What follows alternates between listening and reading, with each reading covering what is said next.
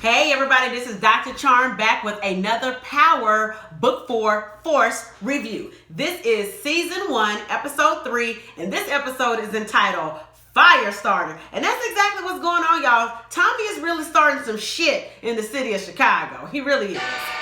He really is. And we open with Tommy and Liliana. They're basically at the spot, and Tommy has busted up on Liliana. Remember last episode, he found her little hideaway. He goes in the floorboards and he finds a bunch of keys of cocaine, y'all. Bunch of keys. So he's like, we're going into business together. They do some negotiation and they decide that they're going to split the profits 50-50. And he's like, yo, we need to make sure, like, where did you get this coke from? This is a lot of keys of coke. Like, whoever you took this from, they're going to be coming for you. So they keep mentioning that. So we know, I have a feeling, eventually this episode, whoever that coke belongs to, they're going to come for it, you know.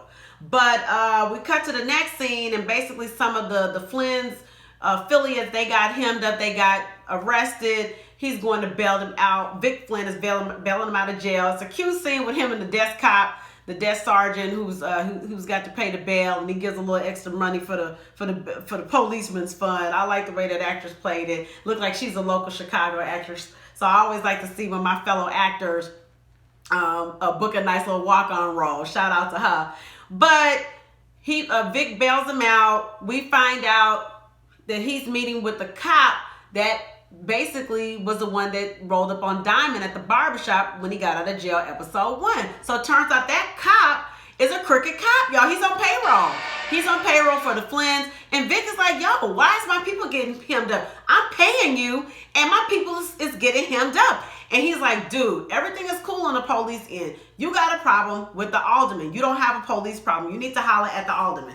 And y'all, the alderman in Chicago, we be having some problems with some crooked aldermen, because I think one of them got arrested in federal indictment. So it be some shit going on in Chicago. I had a friend tell me, if you running for office in Chicago, you need to keep you a criminal defense attorney on retainer. So it's a corrupt city in a lot of ways, but it's always been that way. You know, this is where the St. Valentine's Day massacre happened. Shit. But basically we get to Liliana and Tommy cutting coke. Liliana is cutting the coke and Tommy forgot how, so she's showing him how. But I'm like, girl, don't be cutting that cocaine with fentanyl. Everybody dying from that fentanyl. And this is where we reveal, Tommy reveals that Ghost has died, because she's like, where Ghost at? And he's like, Ghost is dead. So they give a toast to Ghost. And I liked how they keeping Ghost's memory alive through all of the spinoffs and everything. Ghost is still there in the ether. He's still there in spirit. Oh, Murray Harder with his fine ass. But yeah, so next thing we get to Tommy and JP, Tommy's brother JP. Tommy basically is trying to help JP out financially. JP's like, look, I don't want your money. I don't feel comfortable taking money from you. Like, dude, we just met. And Tommy was like, we family, dog. And then JP's like, yo, where do you get this money from? I don't think this is legal. And Tommy, we got laundromats. I got this money because me and my business partner sold our laundromats. And he's like, well, where's your partner? He's like, oh, he went down south. Yeah, he went down south 6 feet. Ghost is dead, y'all. Ghost is dead. And for all you people online, oh my God, I'm in groups and stuff, and they talking about they think Ghost is still alive. I don't know how you get shot in the chest and fall over 2 or 3 balconies and you still alive. No, Ghost is dead, y'all. That's why they got spinoffs. So, basically, Gennard and Diamond are bonding on some brother stuff. So that really uneventful. The crooked cop that's with the Flynn's is following them and taking pictures and stuff. So he got them under surveillance. Then we get to the Flynn's, y'all. So Walter Flynn is meeting with Claudia and Vic, and he starts coughing, and Claudia was like, you need to stop smoking, baby. It's too late for that. Walter Flynn got cancer, y'all. He's got cancer. But basically, Vic is reporting back to Walter, like, our boys get hemmed up because we got a problem with the alderman, and we need to go and see the alderman. So Walter sends Claudia. He know good and well she's a raging lesbian, but he's like, get dressed up, get cute, and whatever you got, use your sexuality and turn it on or whatever. But you need to go and talk to that alderman. And Gloria and Vic are at her mother's grave. He bought her mother a new headstone, and basically she's like, "You trying to buy me, Vic?" And he's like, "Will you wait for me? I saw you with that other dude." And she was like, "I don't know." So they got their little tragic mulatto, tragic interracial love affair going on there. Because again, from last episode, he can't marry her because she's not pure Irish. She's black. So he would be an outcast from his family. So that's what they dealing with. So meanwhile, Gloria say she finna fuck Tommy. She ain't got time to be dealing with this stuff. She not waiting. So next thing, Tommy rolls up on Walter. They got a little meeting. Liliana's there too. And Tommy starts talking to Walter. And he says, "Look, man, I got cocaine. Your profits are down. You need some help. Let me help you out." And Walter was like, "Look, I don't deal with cocaine. If you want to do cocaine and do anything with cocaine, go down south to CBI. Okay, and we could, you do it with CBI, you deal with them." And Tommy was like, "Dude, you know good and well, you don't deal with black people. Stop acting like you know the difference between BLM and BET. Oh my God, I love that. Like, that shit was hilarious. But basically, Walter has agreed to let Tommy move the coke up north. They do that together. So next thing we cut to is Vic and Tommy go to do their first drop. And turns out this man is cuckoo for Cocoa Puffs. He's high as a kite. He's got a woman held hostage. A little white bitch on the floor screaming and hollering, talking about she finna call the police. Y'all, he pulls a gun out on him and turns into a Mexican standoff, and then he gets killed. So they go back to Walter. They're like, "Hey, that's a no-go." So Walter says, "Look, get me a meeting with Diamond from CBI and we can talk." So that's the next thing. So Tommy goes to the boxing gym. He tells Diamond, "Yo, Walter Flynn wants to meet with you." Diamond was like, "Bet, I'm with it." But Gennard was like, "Hold up, dog. I make the decisions. You're not the top dog. If you want the top spot, you're going to have to fight for it." So, man, they get into this fight. They go to get in the ring. They duke it out old school. And, it was some dirty stuff going on. That was a brutal fight.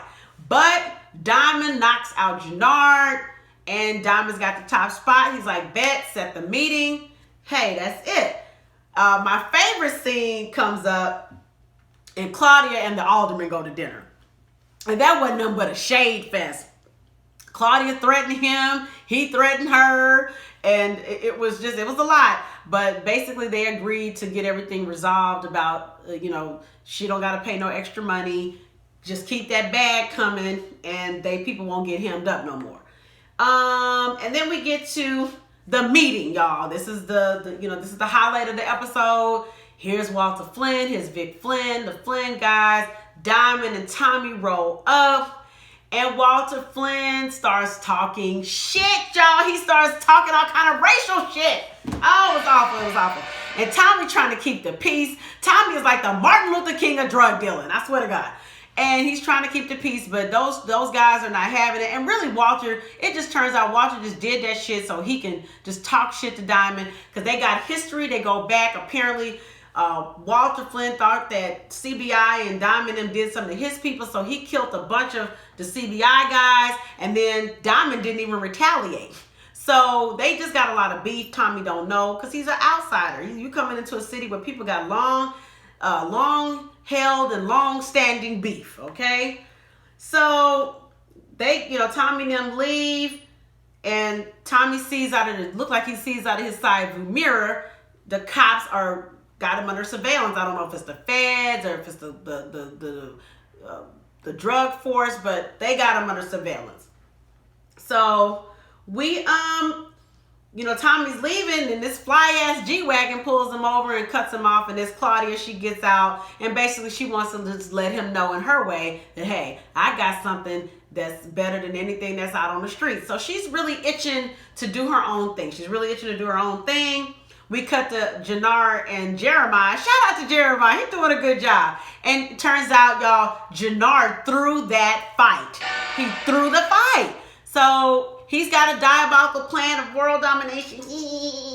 So he's basically saying he's going to run shit anyway. So I don't know if he did this to make Diamond feel better. Him getting out of jail. Because it's a lot. You get out of jail, you did 15 years, you did a bid, you come out, and you got to be number 2 under your brother. So maybe, he did that just to make Diamond feel better. I don't know. But we're going to see more as the season progresses. But basically, he said he gonna control everything anyway. So I thought that was very Machiavellian, Gennard. And then, we cut to Claudia and her Asian bae. They in bed together, and Claudia reveals that she's got this synthetic cocaine that was some kind of drug that was in drug development, and it didn't get approved by the government. And so, but they know how to make it now, and it's basically the same thing as cocaine. So this is her new designer drug. This is what she's gonna get known for, and she wants to go into business. She doesn't want to be the cute little daughter that dresses up cute and does, the legal business and watches the books. She wants to be in the fray with the boys. And, it is what it is. She's a Flynn. She wants to do what's in her bloodline, child. And lastly is Tommy and Gloria, honey. Gloria says she wanted to get her some peanuts, honey. So she's texting him, hey, big head, can you come through? And he was like, bet, okay. So that's it. They getting their little sex scene on when the green line passing by. But this is a cute little episode. We're really starting to see what the dynamics of the city are. We're seeing the politics, the history, the dynamics of everybody. And I really like again how they portray Chicago, because Chicago is very segregated. So that was very accurate. Even that first episode when Tommy was pulling up and parking in spots where people had chairs, and the guy rolled up on him saying, man, you took somebody's spot. Because that's true, man. When it snows, people dig their cars out of snow here in the city of Chicago, and then they put a lawn chair or a baby stroller or something. We call it dibs. Because if you didn't spend an hour or 2 hours digging your car out of the snow, and you done got that space, then yeah, you should be able to hold your space. Because so people, they'll slash your tires.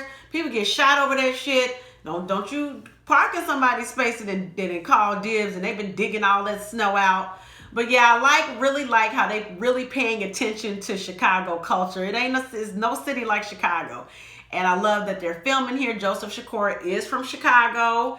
He's lived on the north side, south side, so he's lived all over from what I hear. And he's doing a great job. I really like the cast. I really like the choices everybody's making, just me as an actor. So this is really fun. I'm enjoying Power, Book 4 Force. So see y'all next week for another review. Y'all stay safe. Bye.